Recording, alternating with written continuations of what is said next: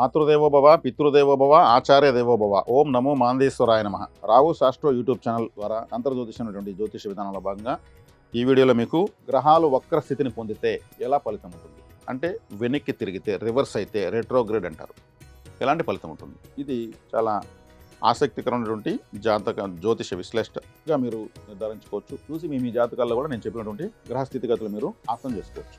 మామూలుగా రవిచంద్రులకు వక్రత్వం ఉండదు, రాహుకేతులకు శాశ్వతంగా వక్రంలోనే ఉంటాయి. మధ్యలో ఉన్నటువంటి బుధుడు, శుక్రుడు, గురువు, శని, కుజుడు అప్పుడప్పుడు వక్రిస్తూ ఉంటారు. రవిగ్రహం నుంచి రవి నుంచి 5వ భావం నుంచి 9వ భావం మధ్యలో ఏ గ్రహాలు వచ్చినా వక్రం చెందుతాయి. అంటే రవికి దూరంగా వెళ్ళి దగ్గరకు వచ్చే లోపు వక్రం చెందుతాయి. రవితో కలిసినప్పుడు అస్తంగత్వం అవుతాయి, అంటే వేడి ఎక్కువ కాబట్టి శక్తిని కోల్పోతాయి. ఇలా గ్రహ వక్రత్వాలను తెలియజేస్తారు. చంద్రుడికి అస్తంగత దోషం లేదు, బుధుడికి అస్తంగత దోషం లేదని అని చెప్తారు. ఎందుకంటే బుధుడు మన ఇండియా ఎలా ఉంటే కింద శ్రీలంక ఎలా ఉంటుందో అలా ఉంటాడు బుధుడు. రవిగ్రహంతో పాటు తిరుగుతూనే ఉంటాడు, ఆయనకి అస్తంగత దోషం లేదంటారు. ఒక విధంగా వక్రత దోషం కూడా లేదని అప్పుడప్పుడు కొంతమంది పెద్దలు చెప్పగా నేను విన్నాను, అతి సమీపంగా ఉన్న గ్రహం కాబట్టి. సరే, వక్రత్వం గురించి మనం ఇప్పుడు వీడియో చెప్పాలనుకుంటాం, దాన్నే మాట్లాడదాం. గురువు వక్రిస్తే ఏమవుతుందంటే, గురువు ధనకారకుడు, సంతానకారకుడు, ఆలయానికి కారకుడు. ఏదైనా ఆలయం, లేదు మసీదు, లేదు చర్చు, లేదు ఏదైనా గురుద్వారా, లేదు ఇంకేదైనా పూజా స్టోరు, యోగా సెంటర్, ఇలా ఆరాధనా ప్రదేశాలు ఎక్కడైతే ఉంటాయో అక్కడ గురుగ్రహ ప్రభావం ఉంటేనే ఆ కట్టడం కట్టబడుతుంది. అంటే ఆలయం అనేది గురువు. అదేవిధంగా గురువు అంటే బంగారం, గురువు అంటే పసుపు రంగు. అంటే గురువు వక్రంలో ఉంటే వాళ్ళకు మిస్క్యారీ అవుతుంది, ఒక అభాషణ జరుగుతున్న అర్థం. సంతానకారకుడు కాబట్టి. గురువు వక్రంగా ఉంటే డబ్బు రాదు, వచ్చినా చాలదు, లేదు మిగలదు, అంటే అప్పుల్లో ఉంటారని అర్థం. ధనకారకుడు వక్రిస్తే. గురువు ఆలయానికి కారకుడు కాబట్టి ఏ ఆలయానికి వెళ్ళినా ఫలితం రాదు. ఎందుకంటే ఆలయం అంటే గురువు అది ఆలయం వక్రించినట్టు, నువ్వు ఆలయంలో కోసం నీకు ఫలితం రాదు. అందరిలాగా వెళ్తూ ఉంటారు, మొక్కతోనే ఉంటారు, ఫలితం రాదు. మేము జాతకంలో చూసినట్టు చెప్తే నిజమేనండి, మేము ఎన్నో ఆలయాలకు వెళ్ళినా మాకు ఇంతవరకు ఎక్కడ ఫలితం రాలేదు, ఎంతోమంది ఎన్నో ఆలయాలకు చెప్పారు, మేము వెళ్ళాం, మాకు రాలేదంటూ ఉంటారు. గురువు అంటే బంగారం నిలదు. ఈరోజు మనం యూట్యూబ్ ఛానల్ కానీ ఆన్ చేస్తే, లేదా ఏదన్నా సోషల్ మీడియా కావచ్చు, ఎలక్ట్రానిక్ మీడియా కావచ్చు, ప్రింట్ మీడియా కావచ్చు, తాకట్లో ఉన్న మీ బంగారాన్ని విడిపించి ఆ రోజు ఉన్నటువంటి ధరకే ఆన్లైన్లో మీకు విడిపించి మేము కొనుక్కుంటామని వేస్తున్నారు. అంటే ఎంతోమంది బంగారాన్ని తాకట్టు పెట్టేస్తున్నారు, విడిపించుకోలేకపోతున్న వాళ్ళు ఎక్కువ ఉన్నారు. గురువు వక్రంగా ఉంటే బంగారం నిలదని అర్థం. కాబట్టి గురువు వక్రంగా ఉంటే గురువుల యొక్క ఆదరణ ఉండదు. ఎంత బాగా క్రమశిక్షణని స్కూల్లో టీచర్స్ కూడా పెద్దగా ఆదరించరు. మార్కులు తక్కువ వేయడము, ఎంత అడుక్కున్నా లీవ్ ఇవ్వకపోవడము, లేదు చిన్న తప్పు చేయకుండా కొట్టడము, తిట్టడము చేయడము, వక్రం గురువు. ఈ గురువు వక్రంగా ఉంటే గురునాథం, గురుస్వామి, గురుమూర్తి, లేదు ఇంకేదైనా రాఘవేంద్ర ఇట్లాంటి పేర్లు ఉన్న వాళ్ళతో మీకు ఇబ్బందులు ఉండడము, గురువుల పేర్లతో ఉన్నవాళ్ళు ఎల్లో కలరు కలిసి రాకపోవడము. అదేవిధంగా గురువు అంటే మీకు బ్యాంకులు కూడా వస్తాయి, ధనకారకుడు కదా. గురువు అంటే బంగారు షాపులు వస్తాయి, బ్యాంకుల్లో బ్యాలెన్స్ నిలవకపోవడము, ఇవన్నీ కూడా జరుగుతాయి. అంటే వక్రం రివర్స్ ఉన్నట్టు రివర్స్ అయిపోయాడు, ఉన్నట్టు ఆపోజిట్ అయిపోయాడు అంటాడు అట్లా. మరి దీనికి ఏం చేయాలి అంటే, గురువారం రోజు ఒక ఎల్లో కలర్ రిబ్బను క్లాత్ ముక్కలు కత్తిరించి, అంటే వక్రం చేసి నీళ్ళలో కలపాలి. గురువారం రోజు 1 గ్రాము 2 గ్రాముల బంగారు ఏ నక్షత్రంలో ఉంటాడో చూసుకోవాలి, వక్రించాడో. ఉదాహరణకు ఆరుద్ర నక్షత్రం వక్రించి ఉంటాడంటే, లేదు స్వాతి నది శతభిషంలో వక్రించి ఉంటే, రాహుకాలంలో బంగారం ఒక 1000 రూపాయలకు 2000 తాకట్టు పెట్టి మళ్ళీ గురువారం అదే రాహుకాలంలో విడిపించాలి. అలా నెలకు ఒకసారి తరచును గురువారమే తాకట్టు పెట్టాలి, గురువారమే విడిపించాలి. బంగారాన్ని ముందుకి వెనక్కి వక్రం చేయాలి. ఇది అవసరం కోసం కాదు, పరిహారం కోసం చేసేటువంటిది. అందుకే గ్రాముకు 8000 ఇస్తాం, 10,000 ఇస్తాం అంటున్నారు, అలా చెప్పలేదు నేను. ఇది పరిహారం కోసం చేసేది, అవసరం లేకపోయినా పెట్టేది. మార్వాడి దగ్గర పెట్టడం వల్ల 2 నిమిషాలు రిసిప్ట్ ఇస్తాడు. బ్యాంకులోకి వెళ్తే మినిమం గ్రాముకి ఇంత తీసుకుంటేనే ఇస్తాము అంటారు. డాక్యుమెంటేషన్ ఎక్కువ, దాని చెకప్లో ముందుకు వెనక్కి ఊగి వాళ్ళు ఎన్నో చేస్తారు. ఆడ మీరు కూర్చోరు, టైం వేస్ట్ అయిపోతుంది. మార్వాడి దగ్గరికి వెళ్ళండి, మీరు పెట్టేది 1000 రూపాయలకు 2000 అంతే, మాకు అవసరం అంతే ఇవ్వండి. తర్వాత గురువు అంటే ధనకారకుడు అని చెప్పాను. డబ్బును రివర్స్ కౌంటింగ్ చేయడం. రివర్స్ కౌంటింగ్ అంటే ఎలా? అందరూ గాంధీ మహాత్ముని వైపు లెక్క పెడతారు, దాన్ని ఇలా బోలించి లెక్క పెట్టారు. ఒక నోటు పైకి, ఒకటి కిందికి, ఒకటి ముందుకి, ఒకటి వెనక్కి, డిజార్డర్లో పెట్టి లెక్క పెట్టాలి. కొంతమంది నోట్లు ఆర్డర్ లేకపోతే అన్నీ కరెక్ట్గా పెట్టి లెక్క పెడతారు. వాళ్ళ గురువు వక్రంగా అనుకో కలిసి రాదు, వచ్చిన డబ్బు సాలదు, ఎంత వచ్చా నిలవడలేదు అంటుంటారు. వక్రం అయిపోతుంది కదా, వచ్చి మళ్ళీ వక్రం వెనక్కి వెళ్తూ ఉంటారు. డిజార్డర్లో పెట్టి డబ్బు లెక్క పెట్టాలి. తర్వాత ఆలయం కాబట్టి ఏ టెంపుల్కి వెళ్ళినా గుళ్ళోకి వెళ్ళి వెనక్కి వచ్చి మళ్ళీ గుళ్ళకి వెళ్ళాలి. ఆలయంలో వక్రించి, గుడిలో వక్రించి గుడిలోకి వెళ్ళడం వల్ల, దర్శనం చేసుకోవడం వల్ల గుడిలో ఫలితం వస్తుంది. ఇవన్నీ రివర్స్లో చేస్తున్నాం మనం కూడా. గురు కారకత్వాలను మనం వక్రం చేస్తున్నాం. మ్యాథమెటిక్స్లో ఒకటే మాట ఉంది, final formula, minus minus plus. ఏ గ్రహం వ్యతిరేకంగా ఉందో దాని కారకతలు మనం వ్యతిరేకంగా చేయడం వల్ల అనుకూలత పెరుగుతుంది. అంతే. ఇది మీకు నమ్మకం ఉంటే చేసుకోవచ్చు. నేను తెలియజేసే వరకు నా బాధ్యత. నేను ట్రాఫిక్ పోలీస్ మాత్రమే. ఎలా వెళ్ళాలో సూచిస్తాను. వెళ్ళకపోతే నాకు సంబంధం లేదు. ఇది ఆచరణలో నేను చేసి ఎంతోమంది చేపించి ఫలితం వచ్చిందే చెప్తున్నాను. దీనికి అయ్యే ఖర్చులేం లేవు. గురువు వక్రం అన్నాడు. గురు గాయత్రి మంత్రము లేదంటే గురువు మంత్రము, గురు నవగ్రహ మంత్రము 16,000 జపం చేసి శనగలు దానం ఇవ్వాలి, పసుపు కొమ్ముల కేజింపావు దానం ఇవ్వాలి. ఎన్నో ఉన్నాయి. అవి చెప్పే ధైర్యం నాకు లేదు. ఖర్చులు పెట్టించే జ్యోతిశాస్త్రం నేను నేర్చుకోలేదు. డబ్బులు లేకుండా అల్లాడి ఆకులు మేస్తున్నారు జనాలు. తక్కతక్కలాడిపోతున్నారు, నకనకలాడిపోతున్నారు. ఇది దానం, ఇంత దానం చేయండి, అంత దానం చేయండి, ఈ హోమం చేయండి అనే ధైర్యం నాకు లేదు. ఆ పరిహారంలో నేను కూడా చేశాను. చేతులు కాళ్ళు నోరు అన్నీ కాల్చుకున్నాను. లబోదిబో నేను కూడా కొట్టుకున్నాను. ఏమీ లేదు, ఉన్నది పోయింది. ఏం చేసుకోవాలి? 8 దిక్కులు చూసి ఆకాశం కింద పైన చూస్తావు, నాకేం దారి దొరకలేదు. ఆ బాధలు అనుభవించి నేను ఈ పరిహారాలు చెప్తున్నాను. కానీ ఇంకెవరో చేస్తున్న వాళ్ళు నేను విమర్శించడం లేదు. చేసుకుని నమ్మకున్న వాళ్ళు చేసుకున్నా నేను కాదనేది లేదు. అందరూ జ్యోతిష్యం అనేటువంటి నా విధానము ఎవరికి వ్యతిరేకం కాదు, ఎవరికి హానికరం కాదు, అందరికీ ఆమోదయోగ్యమైన విషయాన్ని చెప్తున్నాను. నేను సంతోషపడుతున్నాను. ఎంతోమంది వాళ్ళ యొక్క కామెంట్స్ ద్వారా నాకు ఆశీర్వాదాలు ఇస్తున్నారు. నాకు అదే చాలు. కాబట్టి మీరు గురువక్రంగా ఉంటే ఇలా చేసుకోవడం మంచిది. ఇంకొక ప్రత్యేకమైన విషయం, జన్మజాతకంలో గురువు వక్రించిన ఉన్న వాళ్ళు గోచారంలో గురువు వక్రించినప్పుడు అంతా బాగుంటుంది, సూపర్గా ఉంటుంది. మీకు ఏమైంది? జన్మజాతకంలో గురువు వక్రం, గోచారంలో గురువు వచ్చి వక్రిస్తాడు, అప్పుడు మీకు సూపర్గా ఉంటుంది. మీరు గమనించుకోవచ్చు. గోచారం కూడా నేను గీసేది కాదు. ప్రతి సంవత్సరం సూర్యుడు నుంచి 5-9 రాశుల మధ్యలో గురువు వక్రిస్తాడు. అప్పుడు మీరు చూసుకోవచ్చు. ఈ గురువే కాదు, మీ జన్మజాతకంలో ఏ గ్రహం వక్రించి ఉన్నా, రాహుకేతులు తప్ప, అవన్నీ కూడా గోచారంలో వక్రించినప్పుడు ఆ గ్రహాల వల్ల మంచి ఫలితం ఉంటుంది. ఇది మీరు చూసుకోవచ్చు. వక్రానికి వక్రం సక్రం. ఇది గురువు యొక్క వక్ర ఫలితాలు. తర్వాత బుధుడు వక్రమైతే, బుధుడు అంటే మీ బుద్ధికారకుడు. బుధుడు అంటే డాక్యుమెంట్ అంటే మనము ఆయన ప్రింటింగ్ ప్రెస్ గురువు, పత్రికల గురువు. 100 రూపాయల నోటు ఇదే అని చెప్పేదానికి డాక్యుమెంట్ 100 రూపాయల నోటు, 500 ఇదే అని చెప్పేదానికి డాక్యుమెంట్ 500 రూపాయల నోటు. ప్రపంచమంతా డాక్యుమెంట్లో ఉంటుంది. డాక్యుమెంట్ లేకుండా ఉంటే దానికి విలువ లేదు. అందుకే ఆయన సరస్వతీదేవి అన్నారు, అక్షరాలు గుండుగా కుదరకపోతే కూడా బుధుడు మీకు అనుకూలంగా లేకపోతేనే. రైటింగ్ సిగ్నేచర్ మించిన డాక్యుమెంట్ ఇంకోటి లేదు. కాబట్టి అది సాహిత్యమైన, భూత సాహిత్యమైన, జ్యోతిష్యమైన, పాండిత్యమైన అంతగా డాక్యుమెంటే. బుధుడు యొక్క స్థితిని బట్టి ఉంటుంది. బుధుడు వక్రించినప్పుడు ఏమవుతుంది? మీకు డాక్యుమెంట్స్లో కరెక్షన్స్ వస్తాయి. డాక్యుమెంట్స్ ప్రాబ్లమ్స్తో కోర్టులో కేసు ఉన్న వాళ్ళంతా బుధుడు వక్రంగా ఉన్న వాళ్ళే. హ్యాండ్ రైటింగ్ సమంగా కుదిరిన వాళ్ళంతా బుధుడు వక్రంగా ఉన్న వాళ్ళే. డాక్యుమెంట్స్ దారపోసుకుంటున్న వాళ్ళు బుధుడు వక్రంగా ఉన్న వాళ్ళే. కాబట్టి ఈ డాక్యుమెంట్ అంటే ప్రపంచం అంటే డాక్యుమెంట్. బుద్ధి అంటే ఇంటెలిజెన్స్. బుధుడు వక్రంగా ఉన్న వాళ్ళకి ఇంటెలిజెన్స్ సరిగ్గా పనిచేయదు. ఇంటెలిజెన్స్ డిపార్ట్మెంటే చురుగ్గా పనిచేస్తూ ఉంటుంది. బుద్ధి ఎప్పుడు చురుగ్గా ఉంటుంది, వాళ్ళకి ఎప్పటికప్పుడు అన్నీ తెలియజేస్తుంటారు. బుధుడు అనుకూలంగా ఉన్న వాళ్ళకి ఇంటెలిజెన్స్ డిపార్ట్మెంట్లు ఉంటారు. ఇంటెలిజెంట్గా ఏ విధంగా ఉన్నా కూడా బుధుడు బాగున్నట్లే. కాబట్టి మనకు బుద్ధి చురుకుతనం లేకపోతే బుధుడు యొక్క అనుగ్రహం లేదు. ఈ బుధుడు వక్రిస్తే డాక్యుమెంట్ని వెనక్కి చదవాలి, రివర్స్ రీడింగ్. అంటే మీరు ఒక ఇంటి పత్రాలు లేదంటే ఒక ల్యాండ్ పత్రాలు ఉంటే చివరి పేజీలో ఉన్నది ఒక 2 లైన్ చదివేసి ముందుకు చదవాలి, లేదా వెనక నుంచి చూసుకుంటూ రావాలి. న్యూస్ పేపర్ చదివితే స్పోర్ట్స్ పేజ్ నుంచి చదవాలి. మీ ఆధార్ కార్డు ఎదుగుంటే వెనకే ముందు చదివేసి ముందుకు రావాలి. ఏం చదివినా వెనక నుంచి వచ్చేది వల్ల రివర్స్ రీడింగ్ చేయడం వల్ల బుధగ్రహ వక్రత నశిస్తుంది. ఎందుకంటే లిటరేచర్ అన్న డాక్యుమెంట్ అన్న ఆయనే. కాబట్టి బుధవారం రోజు గ్రీన్ కలర్ రిబ్బన్ ఒకటి ముక్కలు కత్తేసి నీళ్ళలో కలపాలి. మీ సిగ్నేచర్ మీరు రివర్స్లో బుధవారం రోజు ఒక 17 టైమ్స్ రాసి చించి నీళ్ళలో కలపాలి. బుధుడు వక్రమైతే, బుధుడు అంటే మేనమామ కాస్త దూరంగా ఉండాలి. కాబట్టి బుధుడు అంటే పచ్చ పెసలు నానబెట్టి పచ్చలకు వేయచ్చు బుధవారం రోజు. కాబట్టి మీరు 5వ తరగతి లోపు ఉన్న పిల్లలకు స్టడీ మెటీరియల్ దానం చేయొచ్చు. గవర్నమెంట్ స్కూల్లో ఉన్న పిల్లలకు, పేద పిల్లలకు. అందులో ఎరేజర్ మాత్రం ఇవ్వకూడదు. వాళ్ళు రాసి కొట్టేస్తారు ఎరేజర్తో. మీరు ఇచ్చిన పుణ్యం పోతుంది. బుధవారం రోజు ఇవ్వాలి.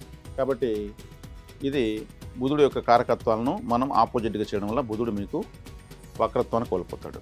ఇందాక చెప్పినట్టు మైనస్ ప్లస్.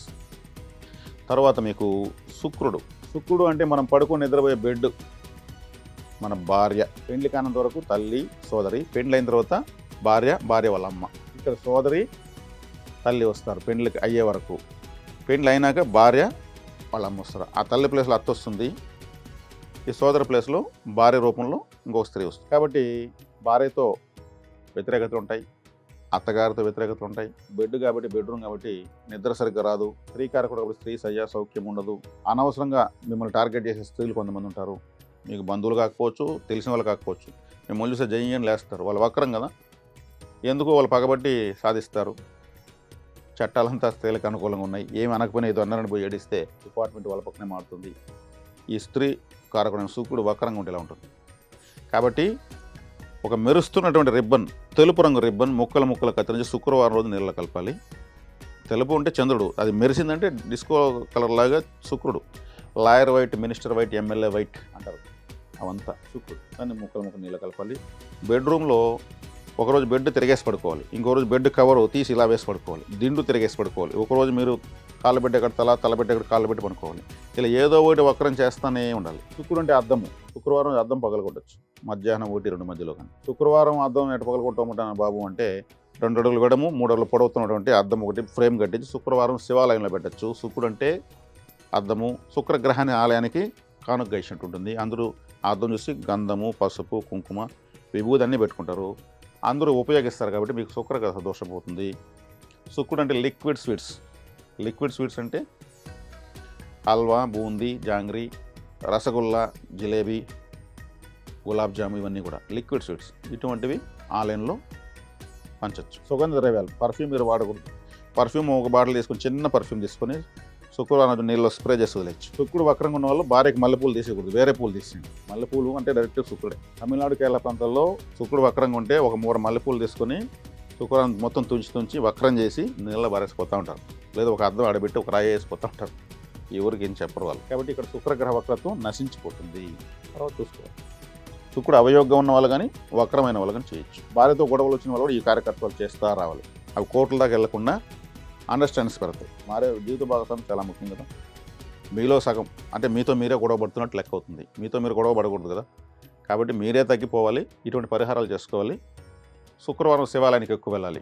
కాబట్టి ఇది శుక్రగ్రహ వక్రత్వానికి మీకు సక్రమైనదని పరిహారం. తర్వాత శనిగ్రహం. శని ఇప్పుడు చెప్పిన గ్రహాలు ఎంత ముఖ్యమో అంతే ముఖ్యం శనిగ్రహం కూడా. శని కర్మకారకుడు అంటే పని. మనం ఏ పని చేసినా శనేశ్వరుడే. నేను మాట్లాడేది ఒక పనే, మీరు వినేది ఒక పనే, మీరు చూసేది ఒక పనే, నిద్రపోయేది ఒక పనే, నేను ఏ పని చేయను అని చెప్పి గమ్మున పడుకుంటే ఒక పనే. కర్మకారకుడు కాబట్టి ఏ కర్మ లేకపోతే ఆయన ఆయుష్కారకుడు, ఆయుష్ ముగించేస్తాడు. కాబట్టి ఆయన వక్రించాడంటే ఏ పని జరగదు. మీరు చేసే వృత్తిలో మార్పులు 5 సంవత్సరాల్లో 50 వ్యాపారాలు, 10 సంవత్సరాల్లో 100 వ్యాపారాలు. ఏ వ్యాపారంలో స్థిరత్వం ఉండదు. ఆయన నిర్ణయాలు మార్చేస్తాడు, దేంట్లో స్టాండర్డ్ ఉండదు. ఆయన చాలా ఇంపార్టెంట్. ఆయన కానీ వక్రంగా ఉండి జమీందారుల కుటుంబంలో పుట్టినా కానీ ఎందుకు పనికి రాకపోతారు.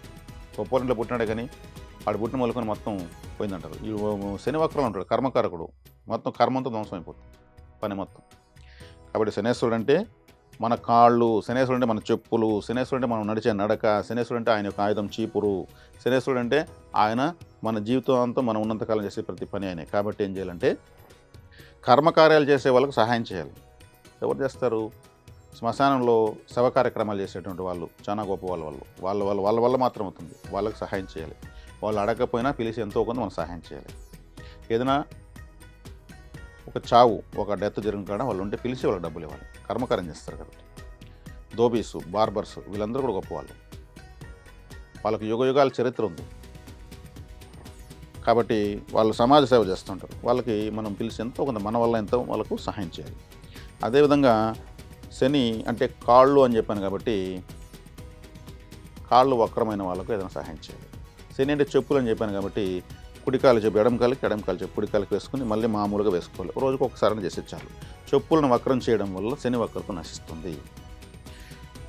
నడక అంటే శనేశ్వరుడు కాబట్టి వెనక్కి ఒక 10 ఫీట్స్ లేదా 20 ఫీట్స్ వెనక్కి సరదాగా నడవడం వల్ల వాకింగ్ చేసేటప్పుడు శని వక్రత నశిస్తుంది. నడకను వక్రించి నడవడం వల్ల శని వక్రత నశిస్తుంది. శనేశ్వరుడు యొక్క ఆయుధం చీపురు కట్ట. చీపురు కట్టలను శనివారం రోజు శివాలయానికి కానుకగా ఇవ్వాలి. 2, 3, 4 ఆలయం యొక్క పరిధిని బట్టి. నెలకు ఒక ఆలయానికి తర్వాత ఇస్తూ ఉండాలి. సంవత్సరంలో 10 ఆలయాలన్నా మీ వల్ల శుభ్రమవుతాయి. ఆలయాలు శుభ్రమయ్యే కొద్దికి మీ జాతకంలో శని వక్రం నశించిపోతుంది. చీపురు కట్ట కూడా ముందుకి వెనక్కి వక్రం చేస్తేనే శుభ్రమవుతుంది. అలా చీపురు పట్టుకున్నటువంటి వాళ్ళకు, మున్సిపల్ కార్మికులకు, బాత్రూమ్లు ఊడ్చే వాళ్ళకు వీళ్ళతో కూడా మనం సహాయం చేయొచ్చు.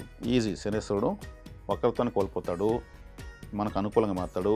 చెప్పులు వక్రమైతే కుట్టేటువంటి కార్మికులు ఉంటారు, ఎండలో కూర్చుంటారు. వాళ్ళు ఏదైనా చల్లగా వాటర్ ఇవ్వండి, చల్లగా ఇవ్వండి.